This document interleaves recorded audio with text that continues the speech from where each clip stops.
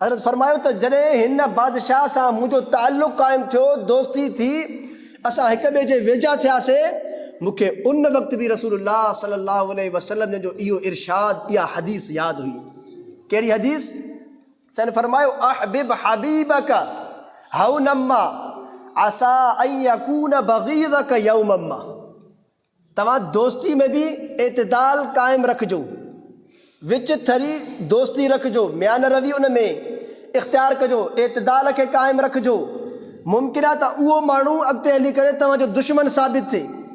मूंखे रसूलुल्लाह सल्लल्लाहु अलैहि वसल्लम जी इहा हदीस उन वक़्तु बि यादि हुई जॾहिं इन बादशाह सां मुंहिंजो ताल्लुक़ क़ाइमु थियो। इन वजह जे करे इहे सभु हदिया तोहफ़ा मां साइड ते रखंदो आयो आहियां। अॼु मूंखे अल्हम्दुलिल्लाह का बि शर्मिंदगी नथी थिए, का बि तकलीफ़ नथी थिए जो उन जा सभु हदिया तोहफ़ा सही सलामत मां उनखे वापसि थो कयां। तव्हां ॾिसो रसूलुल्लाह सल्लल्लाहु अलैहि वसल्लम जी हदीस जे मथां कहिड़े तरीक़े सां अमल थियो त दोस्ती में बि एतिदाल ऐं दुश्मनी में बि एतिदाल। हाणे ॾिसो काज़ी बक्कार बिन कुतैबा रहमतुल्लाह अलैह, केरु? काज़ी बक्कार बिन कुतैबा रहमतुल्लाह अलैह। दरस निज़ामी में हिकिड़ो किताब आहे तहावी शरीफ़। उहो किताब दरस निज़ामी में मदरसनि में पढ़ायो वेंदो आहे ऐं उनजो मुसन्निफ़ आहे जंहिं उनखे लिखियो आहे, उनजो नालो छा आहे? इमाम तहावी रहमतुल्लाह अलैह। ऐं काज़ी बक्कार बिन कुतैबा रहमतुल्लाह अलैह उन जा बि उस्ताद आहिनि। उन्हनि जे बारे में ईंदो आहे त पंहिंजे ज़माने में उन वक़्तु जेको बादशाह हुयो वक़्त जो, उन सां इन जो ताल्लुक़ क़ाइमु थियो, दोस्ती थी वई। जॾहिं ताल्लुक़ क़ाइमु थियो त उन बादशाह सलामत काज़ी बक्कार बिन कुतैबा रहमतुल्लाह अलैह खे वक़्त जो काज़ी मुक़ररु कयो ऐं उन खां अलावा हज़रत जे लाइ हदिया बि मोकिलींदो हो, तोहफ़ा मोकिलींदो हो, हज़रत जूं सिफ़ारिशूं क़बूलु कंदो हो। जीअं हज़रत चवे, हज़रत जी ॻाल्हि खे अहमियत बि मिलंदी हुई। हली हली करे थियो छा त हिननि जा पाण में जेके ताल्लुकात आहिनि उहे ख़राबु थी विया। छा थियो? हिननि जा ताल्लुकात पाण में ख़राबु थी विया। काज़ी बक्कार बिन कुतैबा रहमतुल्लाह अलैह ऐं उन जेको वक़्त जो बादशाह हुयो, जॾहिं नाराज़गी थी पई, ताल्लुकात ख़तमु थी विया, नाराज़गी थी पई, हिक ॿिए खां परे थी विया। ऐं कहिड़ी ॻाल्हि ते इहा नाराज़गी थी? नाराज़गी इन ॻाल्हि ते थी जो बादशाह हुयो वक़्त जो, उन हिकु अहिड़ो कानून राइज कयो जेको दीन इस्लाम शरीयत जे ख़िलाफ़ु हुयो। छो त कोई बि बादशाह अगरि क़ुरान ऐं सुन्नत खां अलावा हटी करे ॿियो को आइन कानून ठाहींदो त मुस्लमान उनखे पसंदि त न कंदा। ख़ासि करे को आलिम इन जी मुखालिफ़त ज़रूरु कंदो अगरि क़ुरान ऐं हदीस जे ख़िलाफ़ु उहो आइन हूंदो, कानून हूंदो। उन वक़्तु जॾहिं उहो वक़्त जो बादशाह कानून राइज कयो शरीयत ऐं इस्लाम जे ख़िलाफ़ु, त काज़ी बक्कार बिन कुतैबा रहमतुल्लाह अलैह उन जे ख़िलाफ़ु फ़तवा ॾिनी त नाराज़गी थी पई। इन खां बाद इन बादशाह जो कासिद आयो, जंहिं कासिद खे बादशाह सलामत इहो पैगाम ॾेई करे मोकिलियो हो त तव्हां वञी करे काज़ी बक्कार बिन कुतैबा खे मुंहिंजो इहो पैगाम ॾियो त मां हेतिरो वक़्तु, हेतिरो ज़मानो मां तुंहिंजी ख़िदमत कई आहे, तोखे हदाया ॾिना आहिनि, तोहफ़ा ॾिना आहिनि ऐं मां तुंहिंजो ख़्यालु रखियो आहे।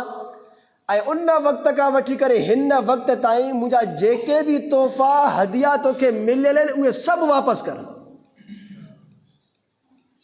हाणे ॾिसो केॾो इहो माना मुश्किल कमु आहे, मुश्किल अमल आहे, मुश्किल ॻाल्हि आहे, तकलीफ़ त ॻाल्हि आहे जो हेतिरनि सालनि खां हदिया तोहफ़ा मिलिया, हाणे उहे सभु वरी उहो माण्हू वापसि घुरे बादशाह। त उहो कासिद जॾहिं आयो हज़रत वटि, हज़रत उनखे कमरे में वठी विया कासिद खे, उनजे उन मोकिलियल शख़्स खे। उन कमरे जे अंदरि अलमारी रखियलु हुई। हज़रत जन अलमारीअ खे खोले करे फ़रमाइण लॻा, जंहिं वक़्त खां मुंहिंजो ताल्लुक़ क़ाइमु थियो आहे, दोस्ती थी आहे इन बादशाह सां, जेके बि उन हदिया तोहफ़ा मूंखे हिन वक़्त ताईं ॾिना आहिनि उहे हदिया तोहफ़ा सभु इन अलमारी में मौजूदु अथई, इन जा सील बि टुटियल न अथई। उहे सभु खणी करे बादशाह खे वापसि ॾेई करे अचे। ऐं हज़रत छा फरमायो उन वक़्तु? हज़रत फरमायो त जॾहिं हिन बादशाह सां मुंहिंजो ताल्लुक़ क़ाइमु थियो, दोस्ती थी, असां हिक ॿिए जे वेझा थियासीं, मूंखे उन वक़्तु बि रसूलुल्लाह सल्लल्लाहु अलैहि वसल्लम जो इहो इरशाद, इहा हदीस यादि हुई। कहिड़ी हदीस? सन फरमायो अहबिब हबीबक हौनम्मा असा अन यकून बगीज़क यौमम्मा। तव्हां दोस्ती में बि एतिदाल क़ाइमु रखिजो, विच थरी दोस्ती रखिजो, म्यान रवि उन में इख़्तियार कजो, एतिदाल खे क़ाइमु रखिजो। मुमकिन आहे त उहो माण्हू अॻिते हली करे तव्हांजो दुश्मन साबित थिए। मूंखे रसूलुल्लाह सल्लल्लाहु अलैहि वसल्लम जी इहा हदीस उन वक़्तु बि यादि हुई जॾहिं इन बादशाह सां मुंहिंजो ताल्लुक़ क़ाइमु थियो। इन वजह जे करे इहे सभु हदिया तोहफ़ा मां साइड ते रखंदो आयो आहियां। अॼु मूंखे अल्हम्दुलिल्लाह का बि शर्मिंदगी नथी थिए, का बि तकलीफ़ नथी थिए जो उन जा सभु हदिया तोहफ़ा सही सलामत मां उनखे वापसि थो कयां। तव्हां ॾिसो रसूलुल्लाह सल्लल्लाहु अलैहि वसल्लम जे हदीस जे मथां कहिड़े तरीक़े सां अमल थियो त दोस्ती में बि एतिदाल ऐं दुश्मनी में बि एतिदाल। व अबग़िज़ बग़ीज़क हौनम्मा असा अन यकून हबीबक यौमम्मा। सन फरमायो त दुश्मनी में बि ईअं, अगरि कंहिं माण्हू सां मुंहिंजा ताल्लुकात ख़राबु थियनि था त हाणे मां उन माण्हूअ जी एॾी बुराई कयां जो ॼण त उन माण्हूअ में हाणे का ख़ूबी ई कोन्हे, उन जूं ख़ामियूं ई मूंखे नज़र अचनि। ईअं बि न, अगरि कंहिं माण्हू सां मुंहिंजो ताल्लुक़ क़ाइमु थिए या उनजी मां एॾी तारीफ़ कयां ॼण त उन में का ख़ामी कोन्हे, सिर्फ़ु उन जूं ख़ूबियूं ई ख़ूबियूं आहिनि। त असांखे दरमियानो रस्तो इख़्तियार करिणो आहे हर मामले में। तिजारती मामलात हुजनि, पाण में लेन देन हुजे या दुश्मनी हुजे, दोस्ती हुजे, रिश्तेदारी हुजे, रसूलुल्लाह सल्लल्लाहु अलैहि वसल्लम जे इन हदीस मां तव्हां असांखे इहो ई पैगाम मिले थो, इहो ई सबक़ मिले थो। अल्लाह ताला तव्हां असांखे इन जे मथां अमल करण जी तौफ़ीक़ अता